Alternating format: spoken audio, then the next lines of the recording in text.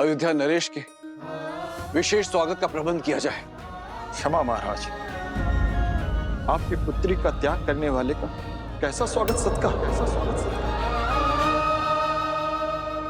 सीता ने मुझे एक पत्र लिखा था जिसमें उसने स्पष्ट रूप से अयोध्यापति को निर्दोष कहा था। क्योंकि तब वो अयोध्या में थी। उस पत्र का कोई मूल नहीं महाराज। मूल है तो हमारे दुख का, जो सीता के विरह के कारण हमें मिला है।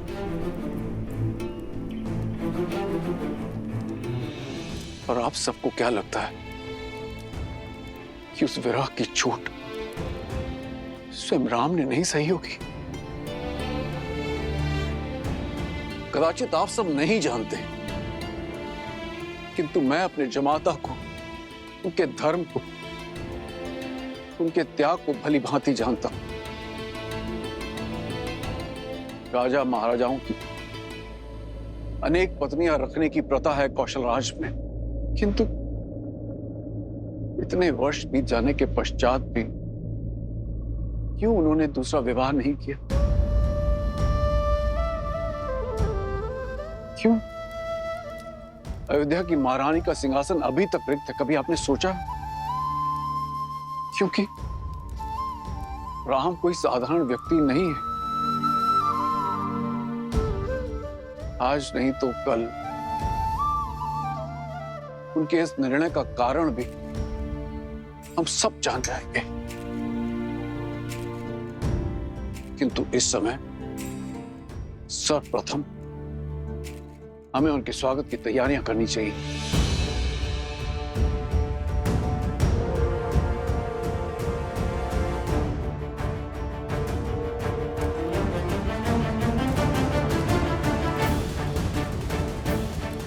ये हमारा आदेश है।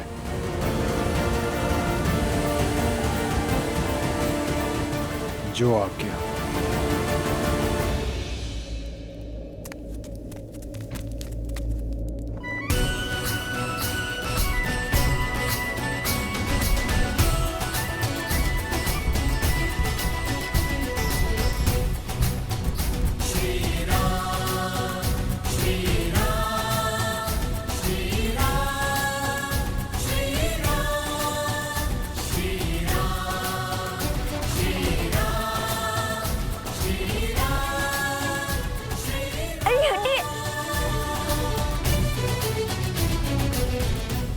भैया, रथ में तो कोई नहीं है।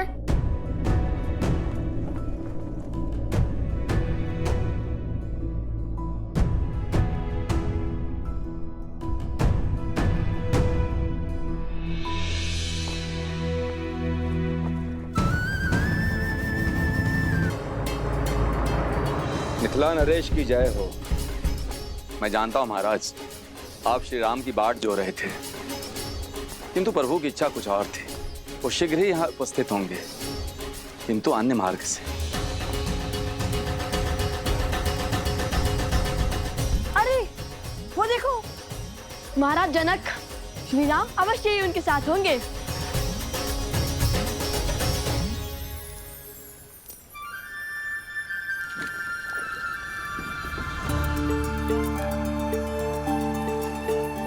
लगता है इस मार्ग से बीती कोई स्मृति जुड़ी है। हाँ हनुमान,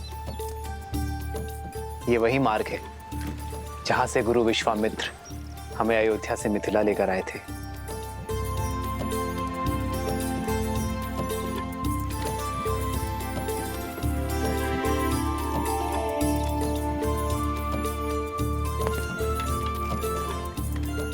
हनुमान, ये मिथिला का पिछला भाग है। सदा धीर रहने वाले प्रभु तनिक अधीर लगते हैं। हो भी क्यों ना, कहीं जाकर किसी को धन्यवाद जो कहना है। यदि प्रवेश द्वार से आते तो नियम और स्वागत के बंधन विलंब कर देते हैं। मैं मिथिला में सर्वप्रथम किसी और के दर्शन का अभिलाषी। ऐसा कौन सा स्थान है जहां जाने के लिए आप इतने आतुर हैं?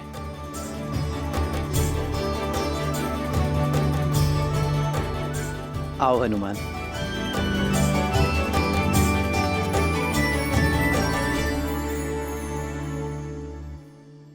ये रहा महाराज जनक का प्रवास। तुम्हें कैसे पता कि ये राजमहल है? किसी राजा के महल सा लगता तो नहीं। क्योंकि महाराज जनक महाराज से पहले एक ज्ञानी और एक पंडित है, और ज्ञान के पुजारी सामान्य जीवन जीते हैं। और हमारी माता ने भी महल का यही वर्णन दिया था। लव और कुश को मिथिला ले जाओ। सारी मिथिला के सामने कहना कि वन देवी ही सीता है।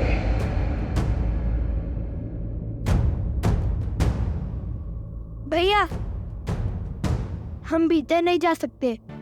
माता ने कहा था स्पर्धा से पहले महाराज से नहीं मिलना। अरे हाँ,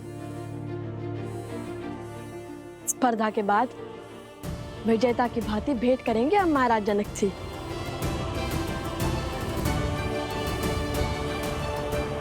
चलिए।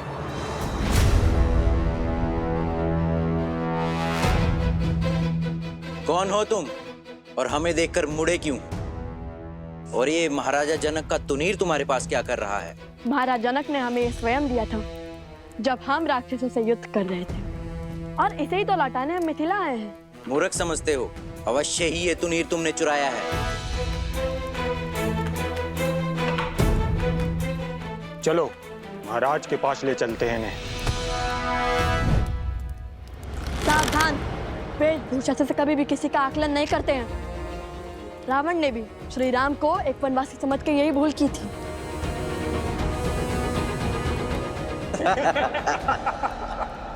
भैया, माता का आदेश भूल गए? अब तुम्हें ज्ञात होगा कि माटी में स्नान किसे कहते हैं।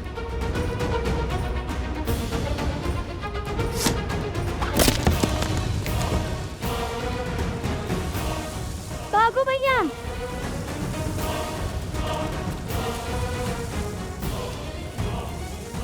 पकड़ो उन्हें।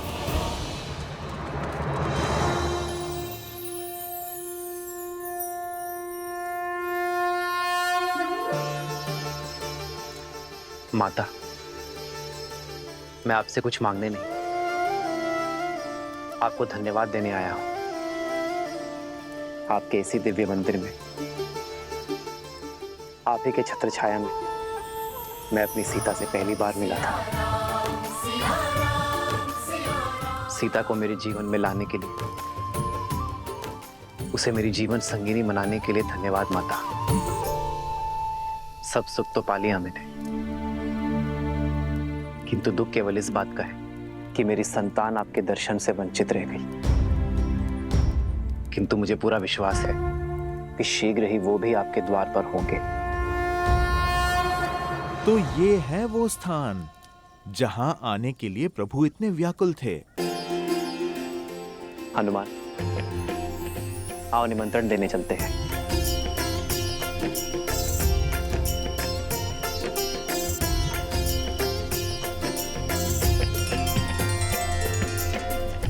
भैया,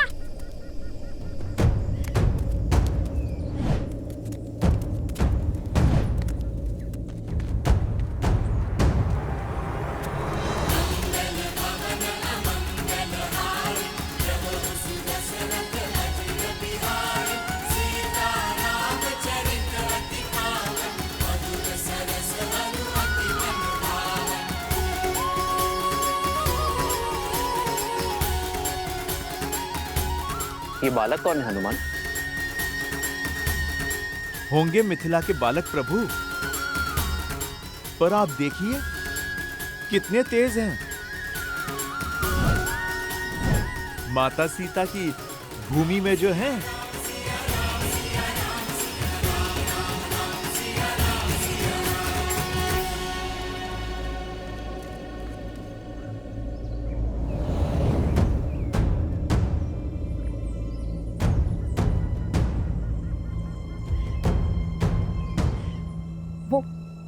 वो छिद्र बहुत ही छोटा है, हम उसके भीतर जाते हैं। वहां सैनिक प्रवेश नहीं कर सकते। चलो। कुछ जल्दी आओ।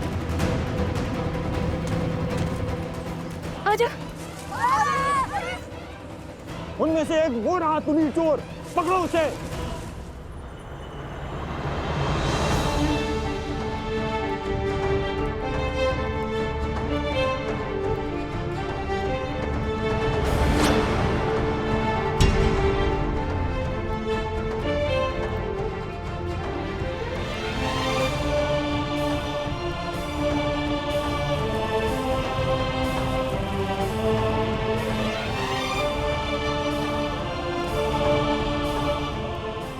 रहने दीजिए महाराज।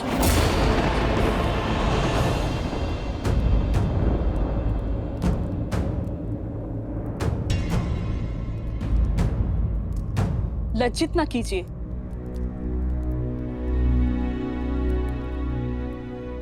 मेरी धर्म पत्नी की चाची श्री हैं आप, मेरी माता समान, और अपनी माता का सम्मान करना पुत्र का कर्तव्य होता है। वो कर्तव्य, वो धर्म मिथिला के जमाता पुत्री सीता के पति का था।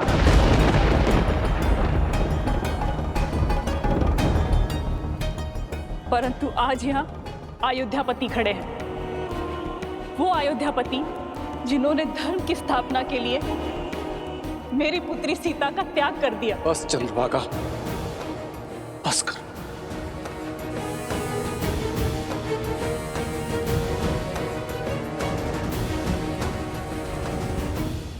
माता को मन की व्यथा कहने दीजिए महाराज, हृदय की पीड़ा को ना बताया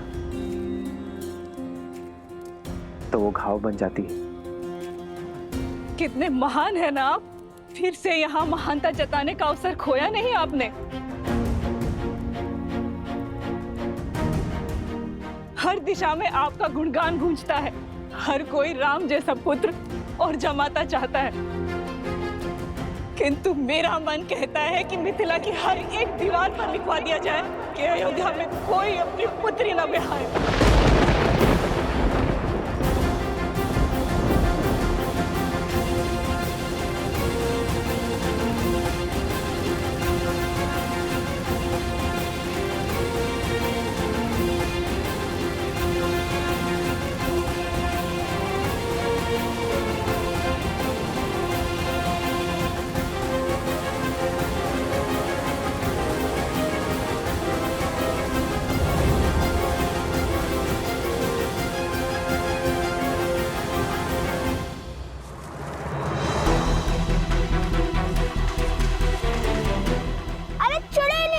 हे प्रभु, ये तो हमें रस्सी की भांति खींच रहे हैं। महादेव! सत्यमेषां कृणोति धर्मम्यम आयु कृणोति, सत्यमेषां कृणोति धर्मम्यम आयु कृणोति। भैया माना आप महाज्ञानी हैं, किंतु समय और स्थिति देखकर तो श्लोक पढ़िए। सत्यमेषां कृणोति धर्मम्यम आयु कृणोति। वैसे इसका क्या है? अर्थात जो सत्य के साथ खड़े होते हैं, सत्य होते हैं, उनके सभी कार्य शुभ होते हैं। उपगुरु स्वयं को संबल दे रहे हैं, समझे? उपगुरु ये श्लोक मत पढ़िए। जिस सैनिक ने आपको पकड़ा है उसका प्राण खींच लेगा ये मंत्र। कर्तव्य निभाते हुए सैनिकों की दंड देना। हम ऋषि कुमार हैं, इस श्लोक में बहुत शक्ति है। आंधियां उठने लगेंगी, प्रलय आने लगेगा।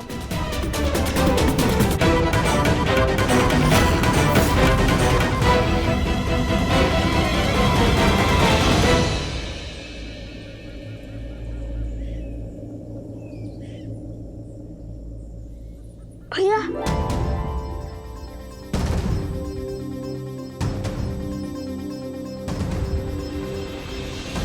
क्या माता सुनैना भी इसीलिए नहीं आई स्वागत करने? वो भी मुझसे क्रोधित होंगी ना? वो अस्वस्थ हैं, चल फिर भी नहीं सकते। हाँ, हूं मैं आपसे क्रोधित श्री राम।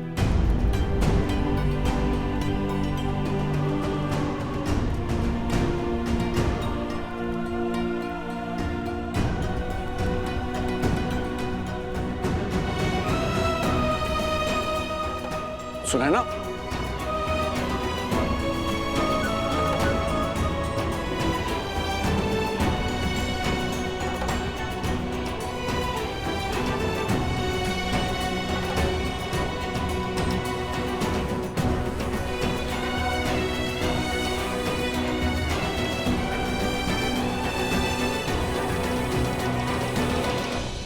कन्या के विवाह के पश्चात केवल कन्या ही वर के घर की नहीं हो जाती, जमाता भी कन्या के माता पिता के पुत्र बन जाते हैं।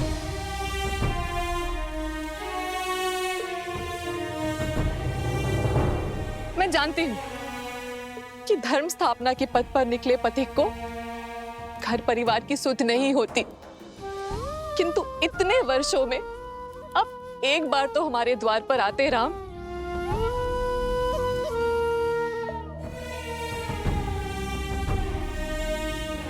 कैसे आता माँ?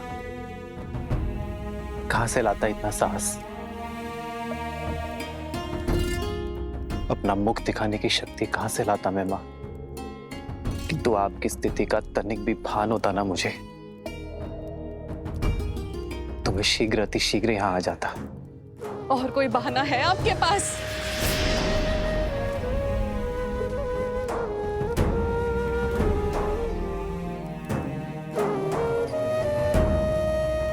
सीता और आपके विवाह के क्षण मुझे लगा था कि महादेव ने स्वयं आपको भेजा है, किंतु आपने मेरी पुत्री को त्याग कर मुझे अत्यंत दुख दिया है राम। और ये कतई महादेव की इच्छा नहीं हो सकती। बस करो सुनैना, बस करो। आपके पास अब भी कोई उत्तर नहीं है ना?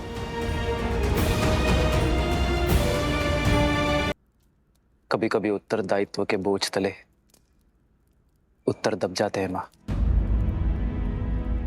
कुछ दाग ऐसे होते हैं जो सदियों तक नहीं मिट पाते हैं।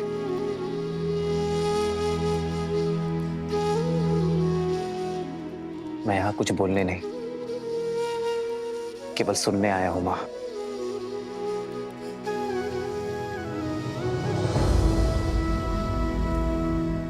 एक माँ के मन का भार उतारने आया हूं मैं माँ।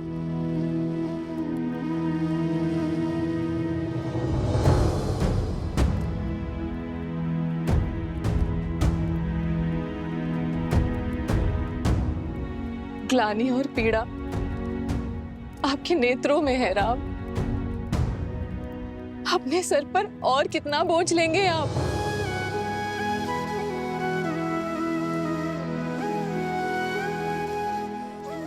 धन्य है आप जो स्वयं के पक्ष में आपको किसी प्रमाण की आवश्यकता नहीं है।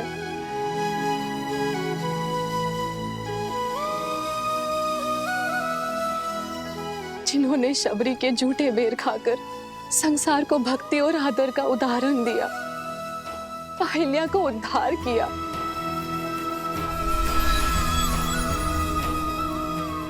ताड़का को मोक्ष दिया,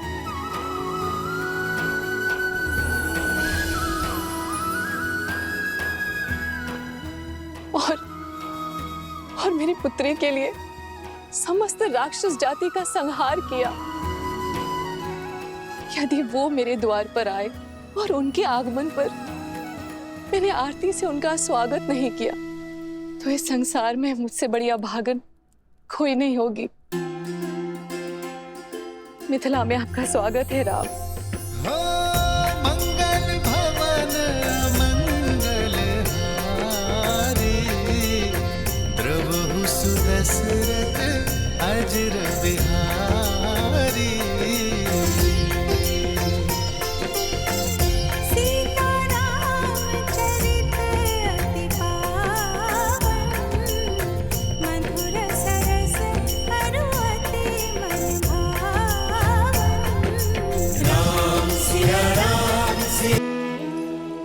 ये तो वही स्थान है जहाँ देवी सीता, नहीं, माता सीता और प्रभु श्री राम मिले थे। वो भी पहली बार।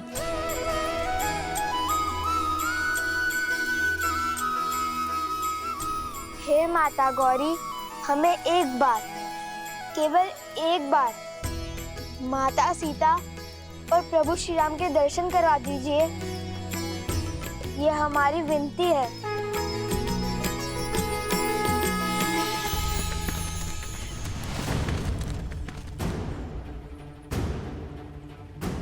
भैया,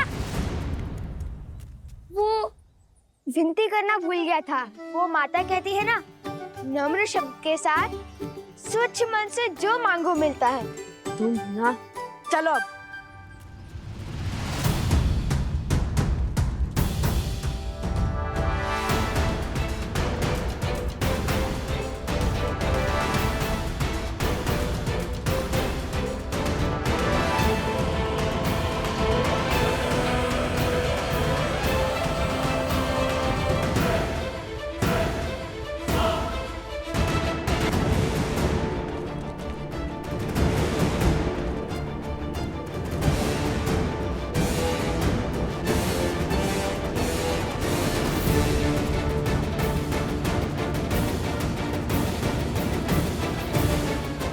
सावधान, बाईं ओर। अरे प्रभु श्री राम,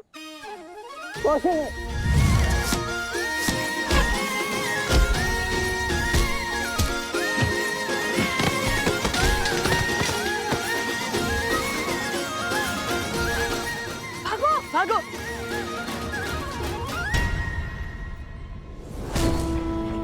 बल और बुद्धि दोनों के धनी हैं।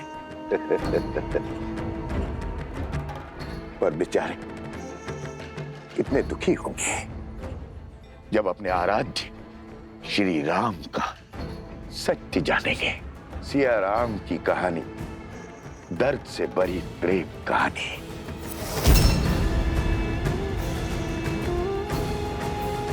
प्रेम कहानी। त्राहिमाम, त्राहिमाम। धन्य हो गया मैं महाराज जनक, जहां साक्षात भूमिजा माता अवृत थीं। उनकी धूल इस माथे पर लगाने का सौभाग्य मिला। तर गया महाराज ये हनुमान।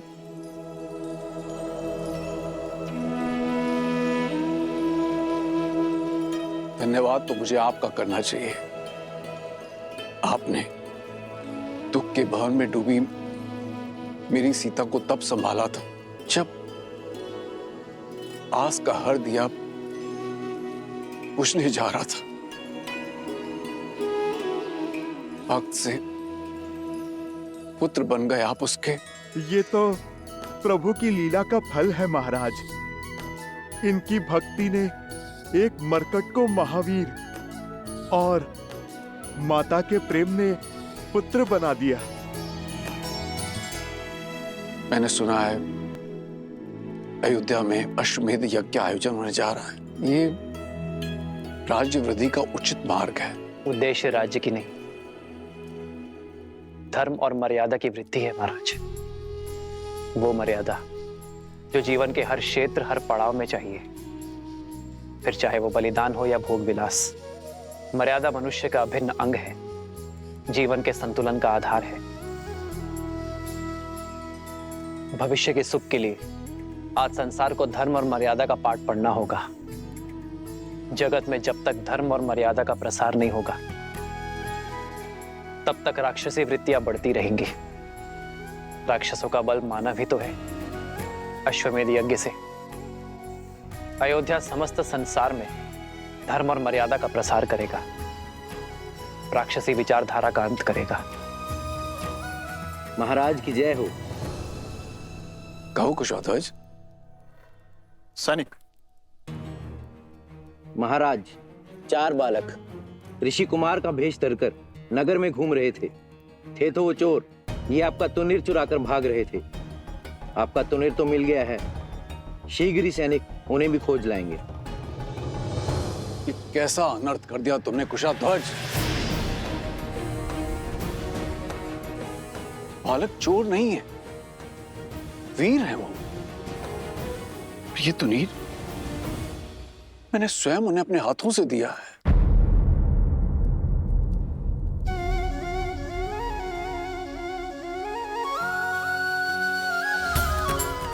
उन्हीं वीर बालकों की तो मैं यहां पर प्रतीक्षा कर रहा हूं, और आपने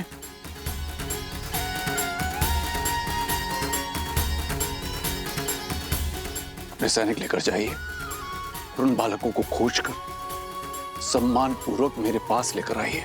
जो आज्ञा महाराज।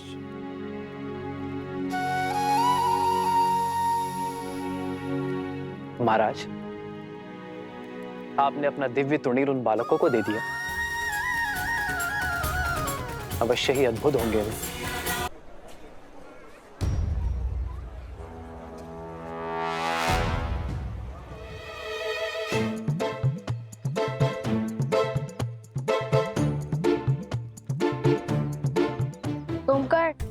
सुनकर हाँ, हमारे स्पर्धा जीतने तक इससे काम चलाओ। उसके बाद मिठाई क्या, प्रजा अपने विजेताओं को 56 भोग खिलाएगी।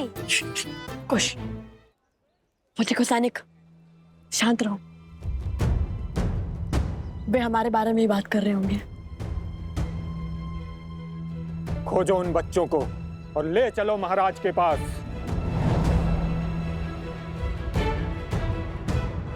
भैया, कहा था ना, तुनीर इतना साफ मत कीजिए। यदि मलिन होता तो किसी को कुछ पता नहीं चलता। अब क्या करें? लगता है पूरी सेना हमारे पीछे पड़ गई है। अब तक श्री राम से तो मिल ही लेते हम। अब ना स्पर्धा में भाग लिए बिना लौट सकते हैं, ना माता सीता श्री राम नाम के परिचय पत्र लिखवाए बिना।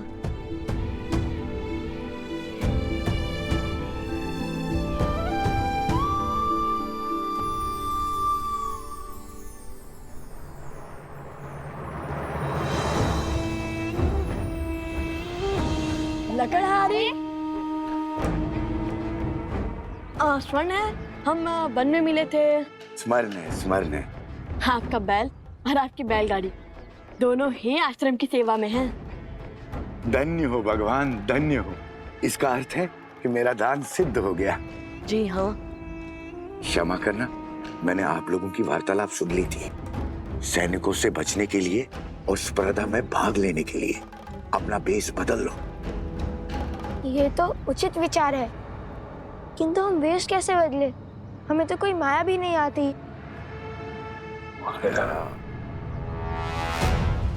अरे देखो, वो रहे, पकड़ो उन्हें। भागो।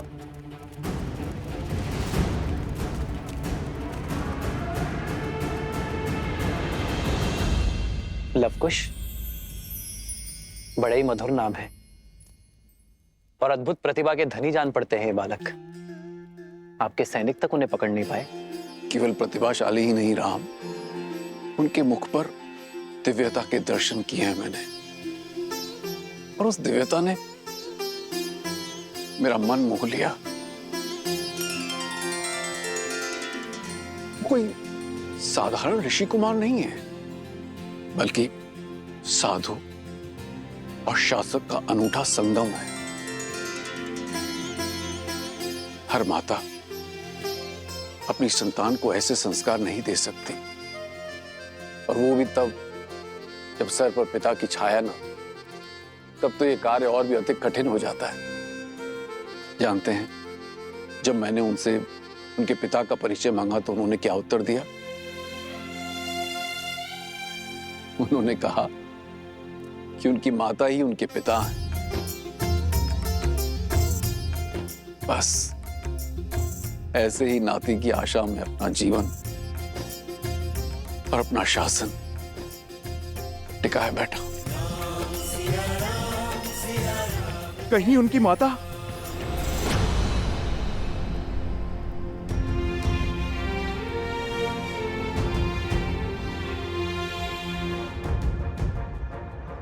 इतनी बड़ी स्पर्धा, इतने आगंतुकों का स्वागत, और ऊपर से ऋषि कुमार।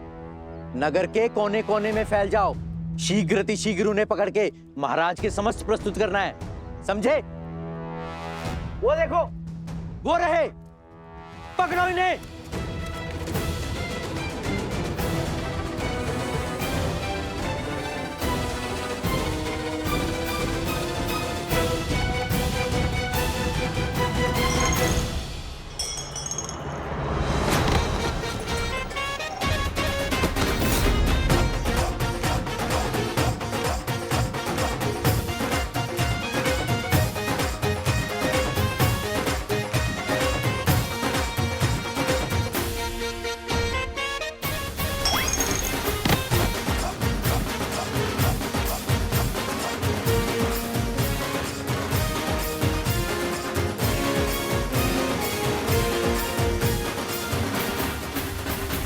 नहीं हनुमान, मैंने उनकी माता वन देवी के दर्शन किए हैं, किंतु सुनैना को ऐसा लग रहा है जैसे मैंने उन बालकों को पहचानने में कोई भूल की है, और वो उन्हें देखते ही क्षण भर में उन्हें पहचान जाएगी कि वो सीता के पुत्र हैं या नहीं। और इस स्पर्धा का आयोजन भी इसीलिए किया जा रहा है। मन भी विचित्र माया है। एक और कहता है कि सीता के विषय में कोई समाचार तक ना सुनो, तो दूसरी ओर जब किसी समाचार की आशा टूटती है तो मन भी टूट जाता है। महाराज, कृपया मेरे और सीता के तप को भंग मत कीजिए। इतने वर्षों से सीता से भिन्न रहकर जो मैंने पाया है, उसकी मर्यादा मत छीनिए महाराज। राजन, अपने पद की सीमा लांघ कर कुछ कहना चाहता हूं। इस स्थिति में अब आप दूसरा विवाह कर लीजिए। आने वाली नववधू को महाराज जनक और महारानी सुनैना अपनी पुत्री की भांति प्रेम मान सम्मान देंगे। कोई आपके विरुद्ध अपवाद नहीं करेगा। अश्वमेध यज्ञ के लिए निमंत्रण देने आया था गुरुवर, और अश्वमेध यज्ञ सपत्नी ही किया जाता है। जब आप अयोध्या पधारिएगा तो स्वयं मेरी पत्नी को देखिएगा।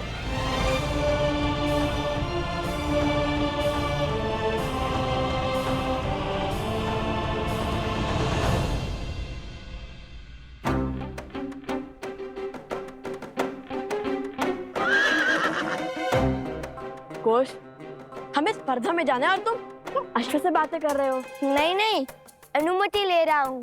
कैसे अनुमति? इस पर सवार होकर सीधे स्पर्धा में जाने की। कौन है? कौन है वहां?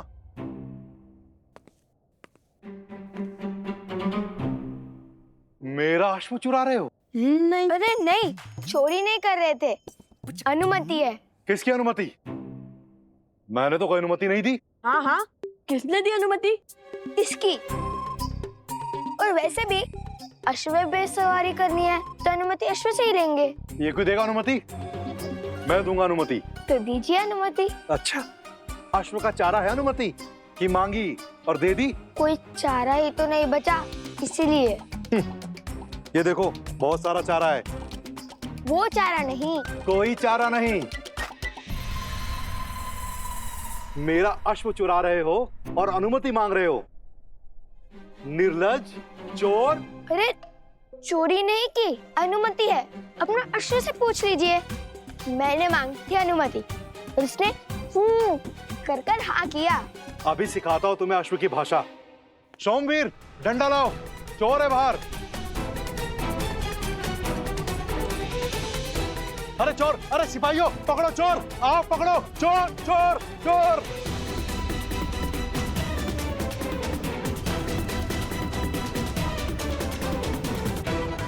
चोर, चोर, चोर, चोर, चोर, चोर। अश्वमेध की आहुति तो सपत्नी दी जाती है, अर्थात अब दूसरे विवाह के लिए सज है। अद्भुत श्री राम, अद्भुत।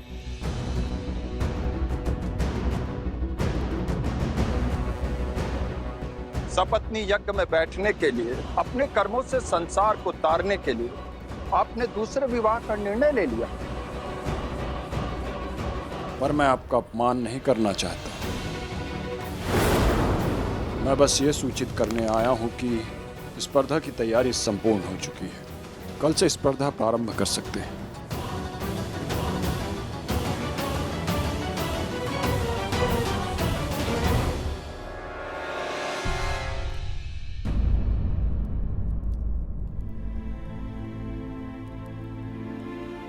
क्षमा चाहता हूं श्री राम।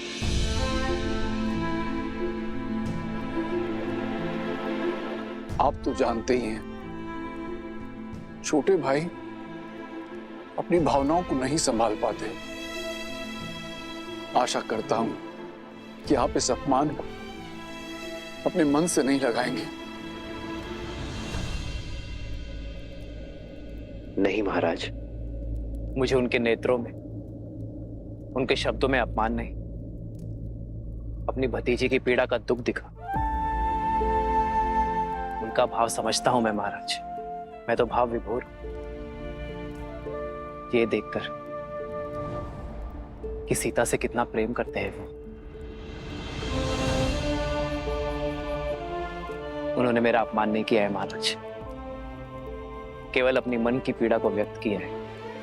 धन्य है आप श्री राम, धन्य है।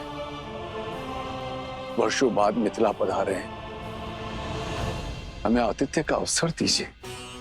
आपसे एक विनती है, धनुर्धरों की जो प्रतिस्पर्धा होने जा रही है उसे देखकर ही प्रस्थान करें। श्री राम जैसे धनुर्धर सामने देखकर तो उससे प्रतियोगियों का मनोबल बढ़ेगा।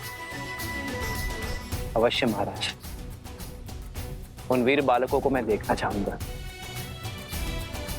जिन्हें आपने अपना दिव्य तुनीर दे दिया।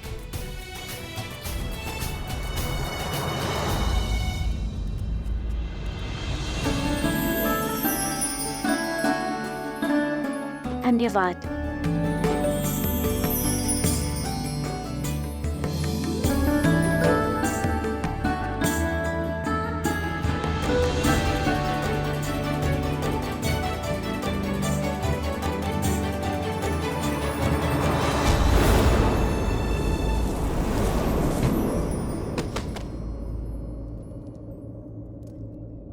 ये क्या? वरमाला के लिए फूल लिए थे, सारे बिखेर दिए।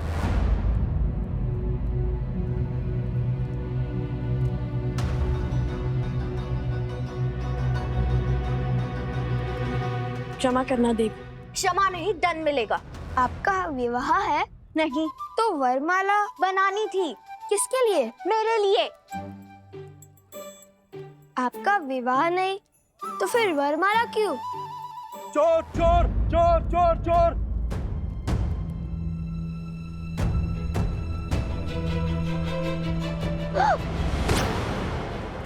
तुम चोर हो? वैसा होता नहीं है। जैसे आप वधू नहीं हो और वरमाला आपकी है, वैसे। देखिए, हमें जाने दीजिए, हमें कार्य संपन्न करना है और उसी उद्देश्य से तो हम मिथिला आए थे। और ये सैनिक तो भ्रमित है। हमें जाने दीजिए। एक शर्त पर। हम आपकी सारी शर्त मानते हैं, छोड़ दीजिए। ये मेरी वरमाला। देखिए, ये मेरा वचन है, संध्या तक आपके लिए वरमाला लाऊंगा और वर भी। छोड़ दीजिए। सुनो, कृपा कीजिए देवी। हम श्री राम के भक्त हैं, प्राण जाए पर वचन न जाए। अरे वो रहे चोर! अरे सिपाहियों पकड़ो! सैनिक को पकड़ो, भागे जा रहा है। बड़ी विचित्र बालक है, पर राम भक्त। तो ये चिंता है आपको, कहीं लवकुश का सामर्थ्य उन्हें उद्दंडी और आविचारी ना बना दे। हाँ ऋषिवर, जब व्यक्ति शक्तिशाली हो जाता है तो अनुचित पग पड़ने की संभावना होती ही है, और लवकुश के सर पर राज्य के साथ साथ धर्म का भार भी आने को है। उन्हें शिक्षा स्वयं भगवान वाल्मीकि से मिली है। रही बात उद्दंडता की, तो ये आयु का दोष है जो धीरे धीरे गंभीरता में बदल जाएगी। गृहस्थ जीवन की गंभीरता धारण करने से पहले ये आवश्यक है कि मनुष्य थोड़ा विनोद और उद्दंडता का परिचय प्राप्त कर ले। विनोद का ये परिचय और अभ्यास ही कठिन से कठिन परिस्थिति में मन को स्वस्थ रखता है। और मुझे पूर्ण विश्वास है कि अयोध्या का भार संभालने का समय आने तक आपके पुत्र योग्य होंगे।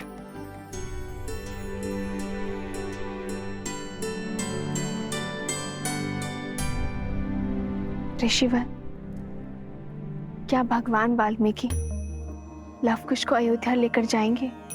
यदि उन्हें स्वयं लवकुश को ले जाना होता और केवल राम परिवार को एक करना होता तो इतने वर्षों तक आपको वनवास का दंश क्यों भोगने देते?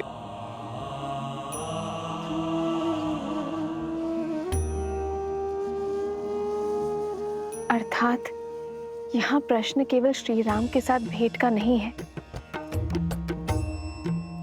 बल्कि समस्त अयोध्या के हृदय परिवर्तन का है।